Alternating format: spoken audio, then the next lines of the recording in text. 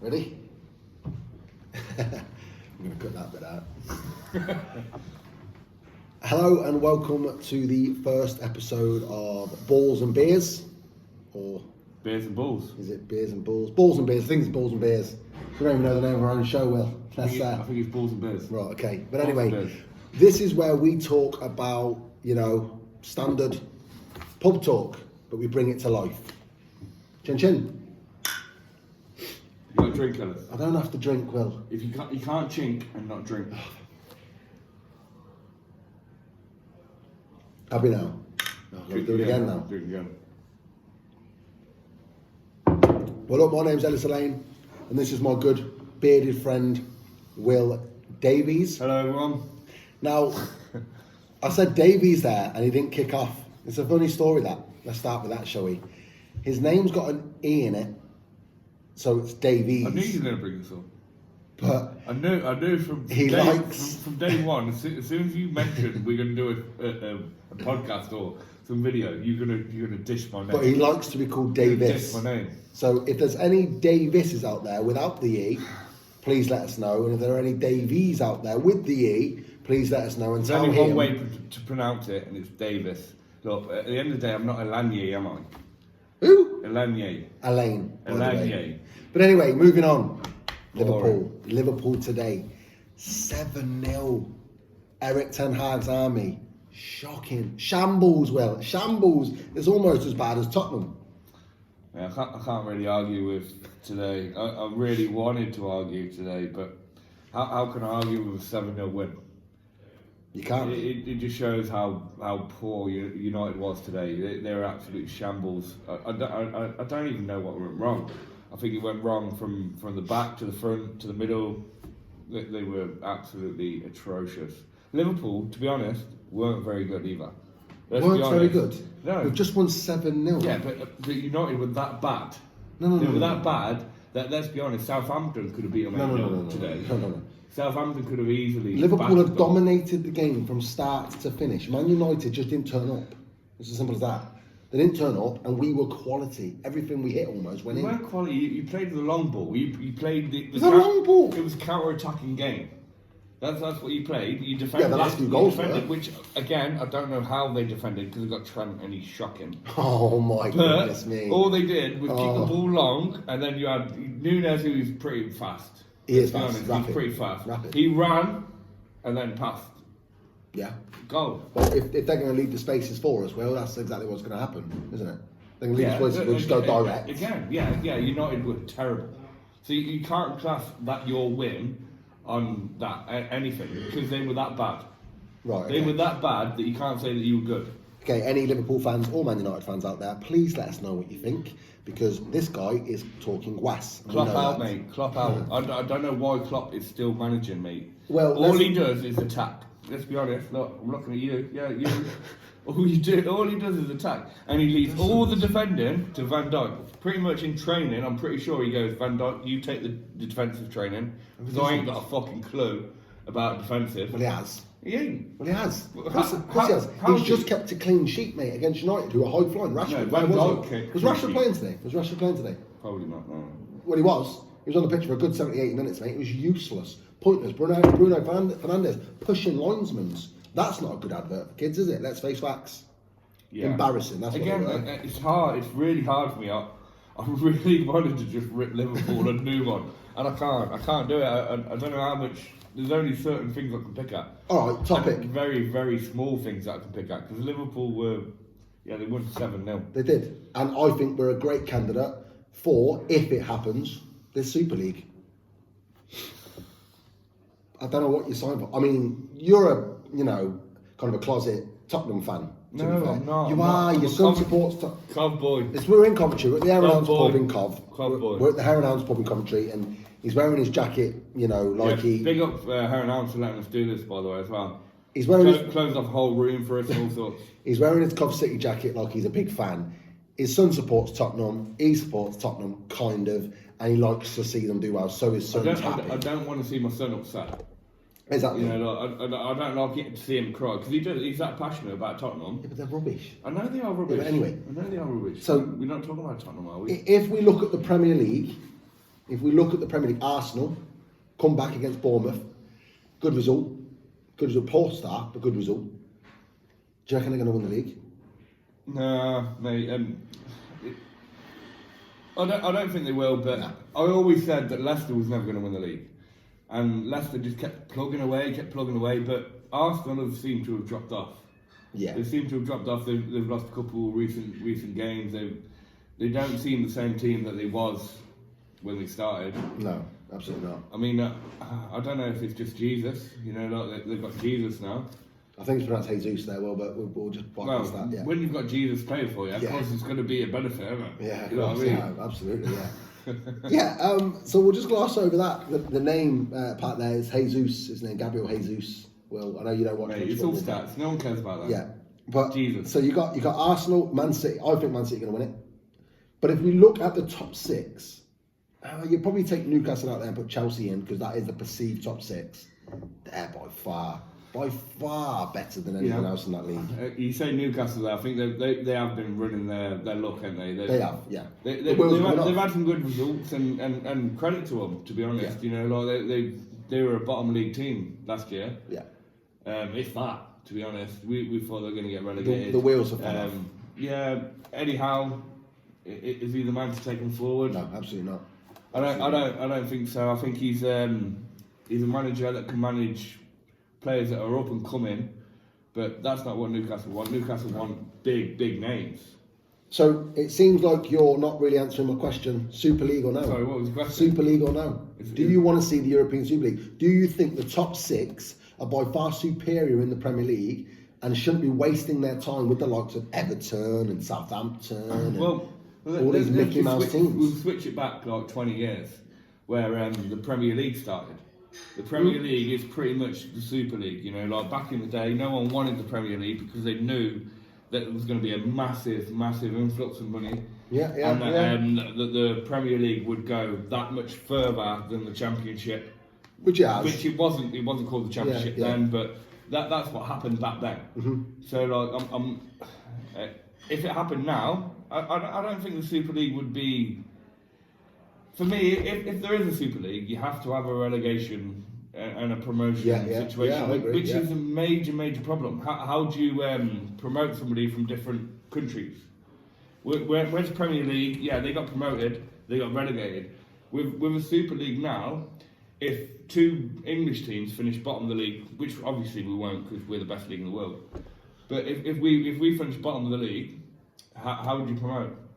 Do you go with just the top two from the England teams? Or do you go, and then all of a sudden you've got a whole league full of English teams? Well, isn't that part of the potential thing that they're trying to create? Is it like a playoff?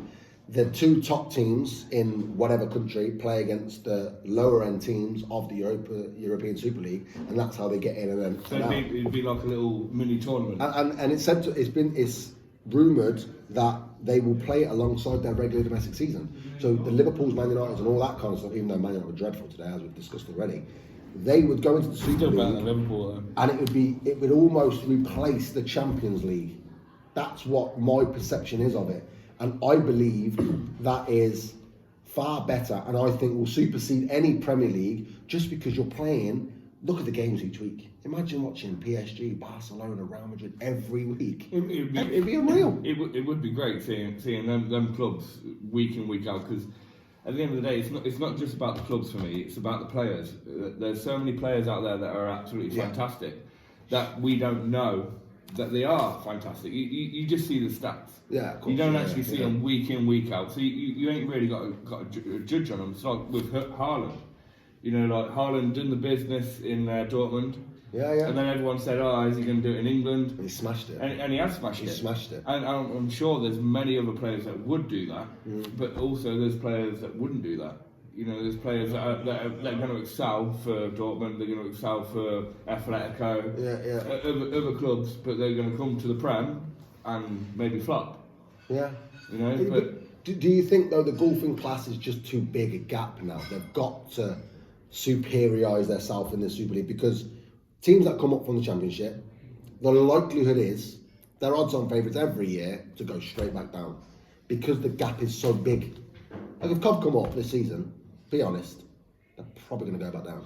If Gov come up this year, we're going to have to do a Forest, don't we? We're going to have to sign loads of players, we're like gonna have 400,000 players, and hope for the best. And we're going to need a massive club to come in and buy us out and fund us and stadium problems. So already, not you're talking about the Super League, the Premier League is already that far ahead of the Championship anyway. Yeah, so if you bring the Super League in, how is Cov ever going to get there?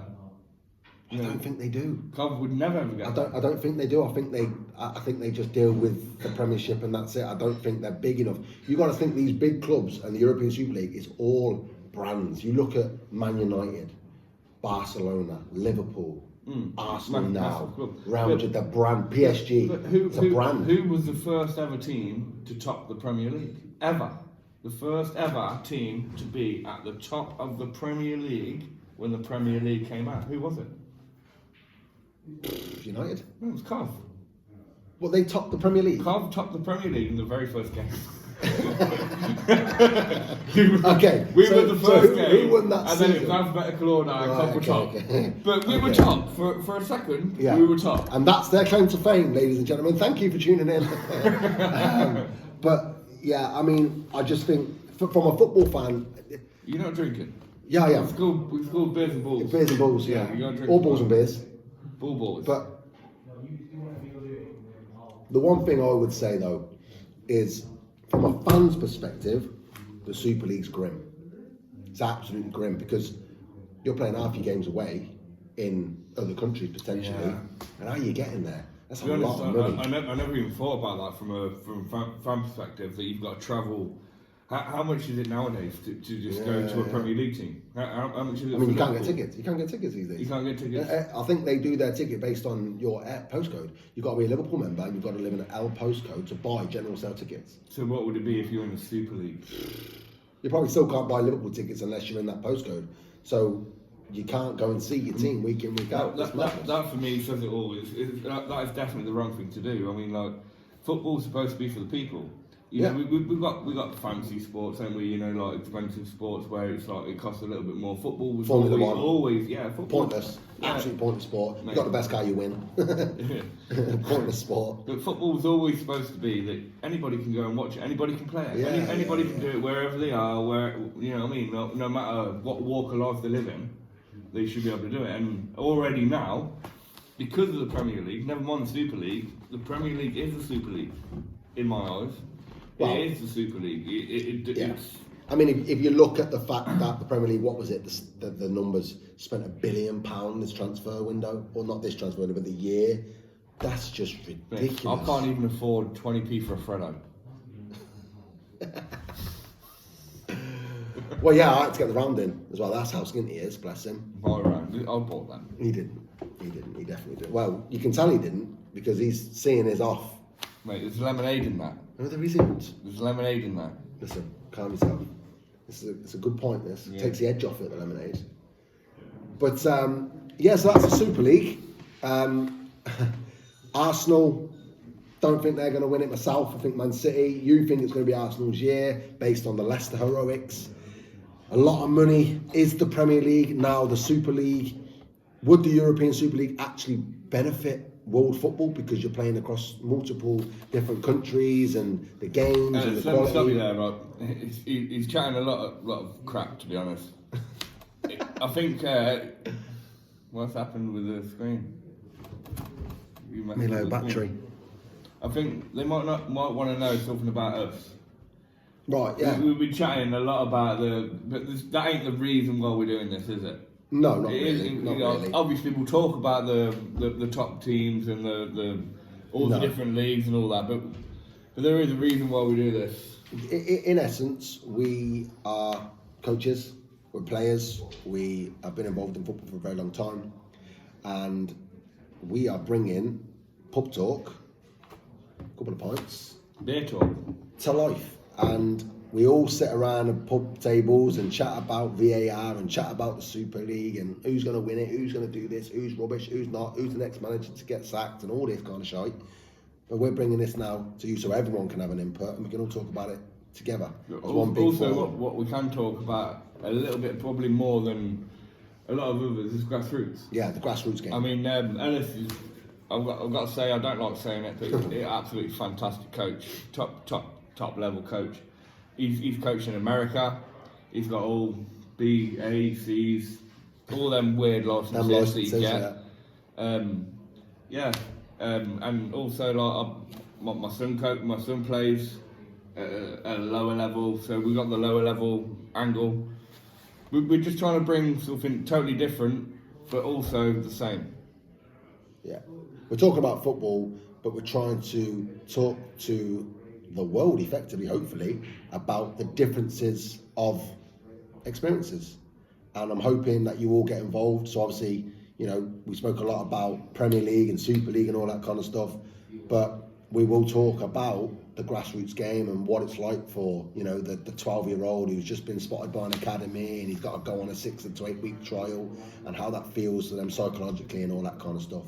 So obviously from myself and my bearded friend here, Will Davies, thank you. Mate. And good night. Mate. Not good night. Chin chin. Also, he's carrying on. He's carrying on. If you want us to talk about anything, just drop a comment. You know, in that little bar thing, you know, like you just click comment and then you write whatever you want underneath it. I think they're allowed to write a comment, well, otherwise they wouldn't be knowing how to watch this today. Mate, people are weird on the internet. They are. A bit like us here. Weird on the internet. Anyway, cheers.